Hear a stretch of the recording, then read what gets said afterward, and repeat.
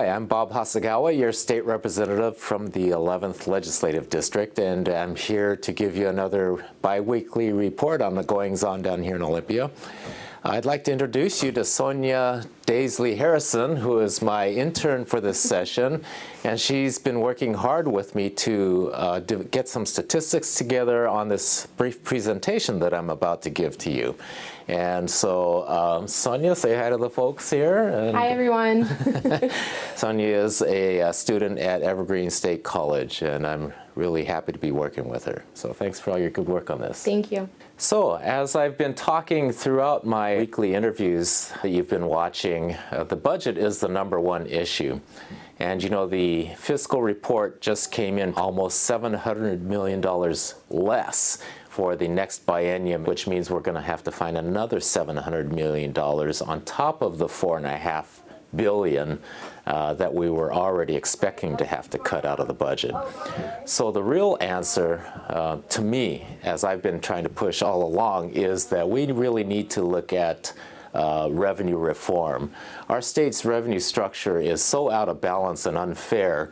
We have the most regressive tax structure in the country, and a couple of these charts I want to point out to you will verify the case. If you look at this first chart, it talks about the tax shift from wealthy individuals and corporations over the last 50, 60 years. The chart starts in 1947 and goes up till 2009.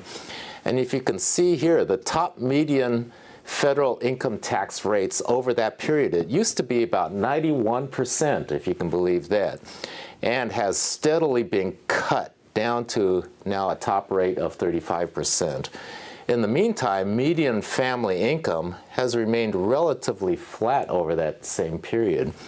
So what we're seeing is there's been huge tax cuts, yet family income has been fairly steady.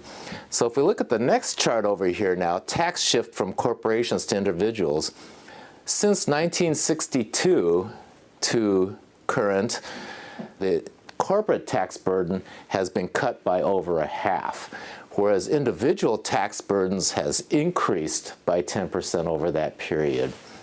Okay, keep that fact in mind, because as we overlay the fact, this next chart on top of it, there's been a shift in the wealth gap here. So if you look at the by quintile of earners, the bottom 20% of families' incomes has actually fallen since 1979 to current, whereas the second to the bottom, middle, and the fourth quintile have grown modestly and in proportion to their wealth. But you'll see the wealthiest top 20% grew by almost 50%. And if you look at the top 5%, those who had over $200,000 in income, grew by over 73%. So the point I want to make is that we know what works. If you go back to this very first chart, this is the period after World War II.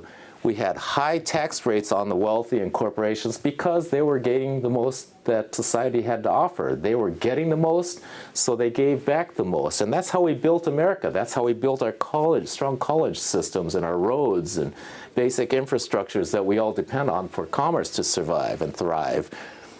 We know that that system works, but someplace along the way, right around here through the 1980s, we shifted. We went to a trickle-down theory, and we started buying into that concept that if we give tax breaks to the rich and wealthy, that somehow they will reinvest their money and it will create jobs, and then we'll all be elevated. That has proven not to work. Just look around you. So my argument is we need to go back to a system that we know works. That's how we built America, and if we can get back to this system again, we will be able to rebuild America.